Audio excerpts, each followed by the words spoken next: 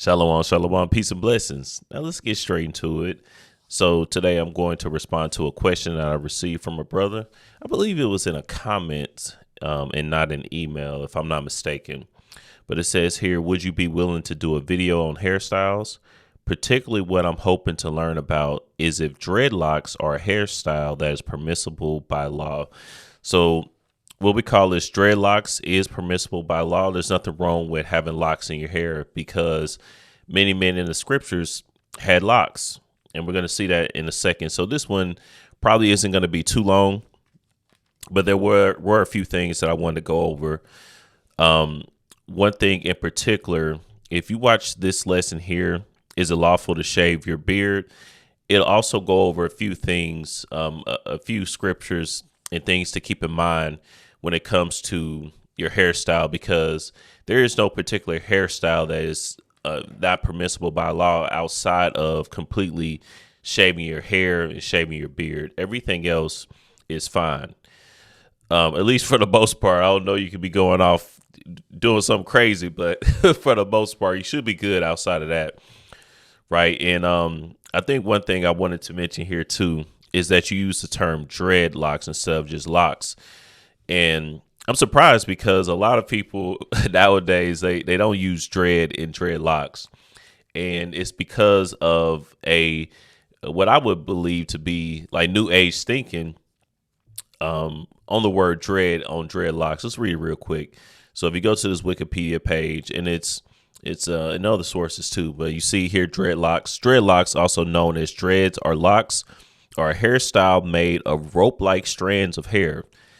Dreadlocks are created by either manually twisting the hair or by allowing it to mat naturally.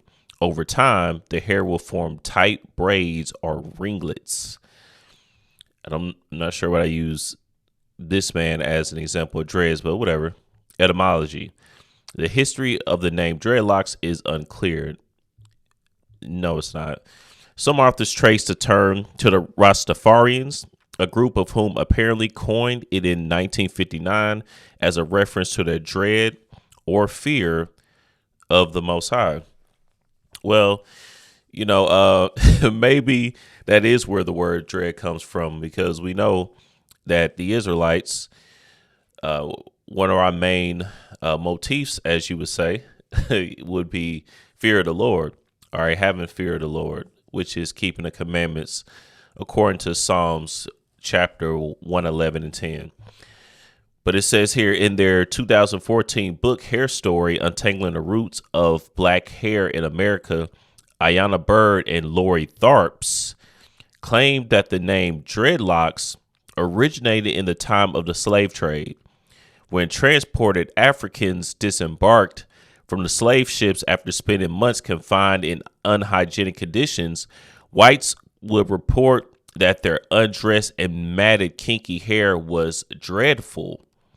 According to them, it is due to these circumstances that many people wearing the style today drop the A in dreadlock to avoid negative implications. Or a lot of times I see people just drop the word dread at all. There's a lot of stuff out there. But here's the thing. Number one, a lot of people, especially like pro-blacks, the pro-black people, they'll be like, grand rising instead of good morning, because the word morning having the connotation of mourning after death. Right. And a little different stuff like that. I always chirp out because it's always like some story. I don't know, brother, don't say sandal, because the sand go back to the time when the slaves was on the beach. So don't say a sandal, brother. It's just a dog. You know what I mean? Like it's always something that they end up coming up with that roots back to slavery. I saw one that was really ridiculous. I forgot what it was off the top of my head. If I think of it by the time that I edit this, I'll let y'all know. But it was, dang, what was it? It's always something. So that's what that's really where I put this at, because I looked this up, this history here, where the word dreadlocks originated in the time of the slave trade. I looked this up, and every time I did, The only source I could find was literally this book. I didn't see any historical references to any time in slave history or history of the slaves, of slaves, I should say, in particular, our people being in slavery, where this was a thing. I didn't see that anywhere. And I looked, maybe I'm off, but, and I just didn't find it, but I didn't see that being a thing. Um, so, again, I'm just actually surprised that you said that, because a lot of times I don't see dreadlocks now, because that is kind of a wave now to either drop the word. They said the word, the letter A out of dreadlocks. I just see people just use locks, which is also okay with me too, because in the scriptures, it doesn't, the word used is always lock or locks and never dreadlocks itself. So, maybe it does have some of that to it. I don't know, but this is one of the authors, at least, of that book. Her name is Lori Harps, and as you see, she is with a so-called white man, and that's what you normally find with these super pro-black people. They really be with, so-called white people, especially the women, So you kind of take that with a grain of salt. But either way, when you look at the etymology of the word, there was no real information here either. Again, I looked up this, East African warriors thing here, or the history with the British conquering African slaves. I didn't see anything, but either way, let's go to the scripture. So I know with scripture that you pull this from, more than likely, and it's actually very simple to clear up. You really just have to keep reading. So 1 Corinthians chapter 11 is normally where, someone would get the idea that wearing locks, or so-called dreadlocks, would be against the law. So let's get 1 Corinthians chapter 11. I wanted to start at the top, but just for the sake of time, let's start at verse 14. Doth not even nature itself teach you that if a man have long hair, it is a shame unto him? If you take just this verse by itself, you would think, oh, well, men can't have long hair. Is this not what Paul's saying to us? But really, you just got to keep reading. Verse 15. But if a man have long hair, if a woman have long hair, it is a glory to her, for her hair is given her for a covering. Verse 16. But if any man seem to be contentious, we have no such custom, neither the churches of the Most High. So here's the answer. First of all, let's go back here. Verse 14 is saying, doth not even nature itself teach you, not the law, but nature, meaning the world, or the custom of where the Israelites are at this time, or who Paul is writing to, the Israelites in Corinth or in Greece. Does that nature itself teach you? All right, their laws, their customs, doth not even their customs itself teach you that if a man have long hair, it is a shame unto him? So basically, he's making a contrast here. Paul is making a contrast here between what's acceptable in, standard customs versus what's accepted, according to the law, according to the customs of the Israelites. Okay.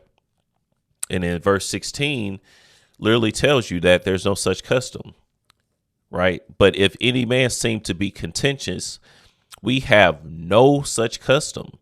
So the Israelites have no such law that prevents a man from having long hair. And it's saying in the law, saying that it's a shame unto a man, or neither the churches of the Most High, which is, a church is a gathering of Israelites at this time.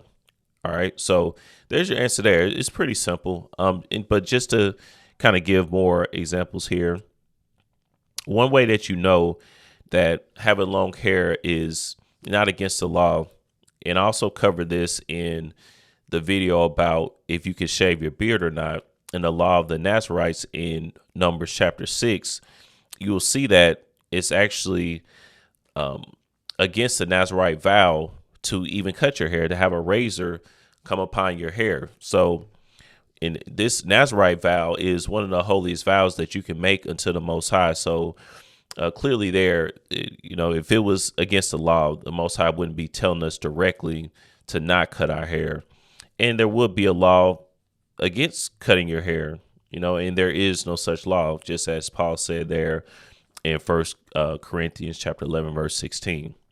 Right. So in verse 5 here, number 6, all the days of the vow of his separation, there shall no razor come upon his head until the days be fulfilled, in which he separated himself unto the Most High. He shall be holy and shall let the locks of the hair of his head grow. So as you see here, it even uses the term here, locks, right? And you're supposed to let the locks of your hair grow if you take the Nazirite vow. So it would not be against the law. And this is just a Nazirite vow. But again, just in relation to, whether having locks is against the law or not.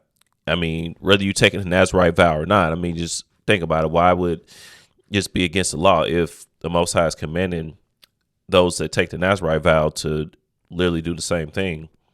Right. So you see in different, I think the point has already been made, but you'll see like Ezekiel in Ezekiel chapter 8 and verse 3, he also had locks as well. It says here, and he put forth the form of an hand and took me by a lock of mine head. And the Spirit lifted me up between the earth and the heaven and brought me in the visions of the Most High to Jerusalem, to the door of the inner gate that looketh toward the north, where was the seat of the image of jealousy, which provoketh to jealousy. So Ezekiel had dreads too as well, or locks, right? Because some of y'all might try to come get me. Brother, it ain't dreadlocks. Everything that sister said was right on point, brother. Nah, but let's get 2 Samuel 2 as well, because King David's son Absalom also had locks. And we can start at verse 24. So 2 Samuel chapter 14, verse 24. And the king said, let him turn to his own house and let him not see my face. So Absalom returned to his own house and saw not the king's face. Verse 25. But in all Israel, there was none to be so much praised as Absalom for his beauty. From the sole of his foot even to the crown of his head, there was no blemish in him. So the brother was handsome. Verse 26. And when he polled his head, so when he cut his hair, when he polled his head, for it was at every year's end when he polled it, because the hair was heavy on him, therefore he polled it. He weighed the hair of his head at 200 shekels after the king's weight. So he cut Absalom, he cut his hair once a year, right? But as you see here, that he was praised for his beauty and he had long hair, all right, at least until that time where he cut it once a year. But throughout the year, his hair got so long that it was actually heavy, around 200 shekels. So every time I see like a measurement like this and I try to look up how much it is, I get different interpretations thereof. But from one interpretation, I saw that this would be around 3 pounds. So that's pretty heavy for some hair. So Absalom was able to grow long hair. And as you see, he was praised for his beauty. So there was nothing against the law preventing Absalom from having long hair. And also one important thing to mention too as well, when we see the term lock or locks in the scriptures, this is also another indication that, yes, our people, the Israelites, they had the same hairstyle as us being so-called black people, because I am a so-called black man. All right. And as we see, our people, the Israelites, they had locks. They had the type of hair that could lock, because every hair texture cannot naturally lock, at least for the most part. All right. Well, yeah, I mean, that's true.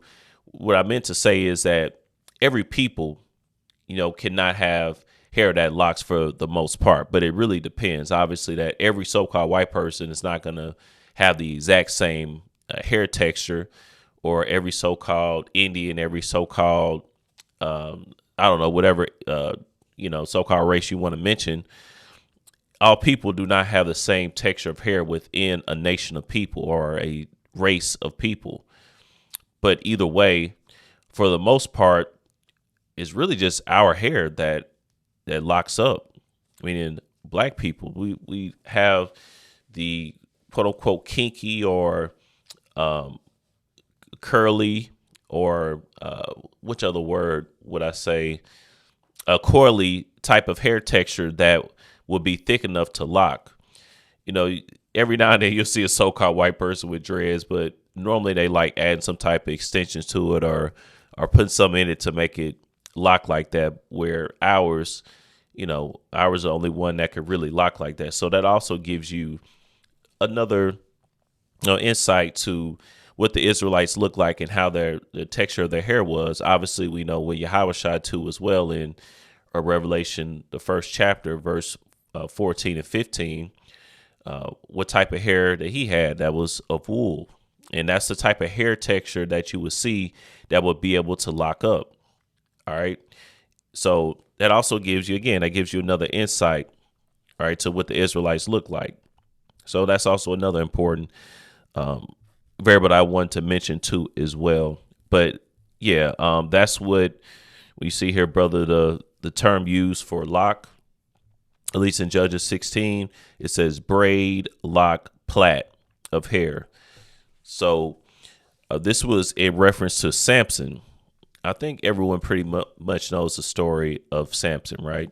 When I say story, meaning what happened in his life, not like fiction or nothing, but what happened with Samson. So Samson also had locks in his hair, right? And this is the final point. We read here in verse 19, and she made him sleep upon her knees, and she called for a man, and she caused him to shave off the 7 locks of his head. And she began to afflict him, and his strength went from him. So Samson, he lost his strength when he lost his hair. All right, he had 7 locks, or like plaits.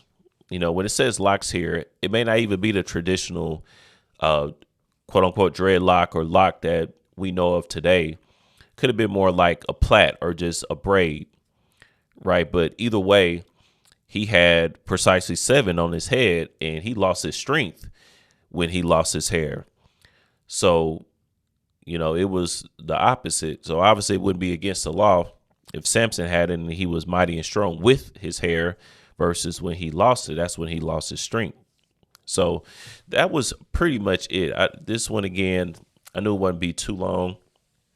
But next lesson, Lord willing, and I've already started kind of preparing for it. We'll talk about how to create your own calendar, but of course your own calendar according to the holy days.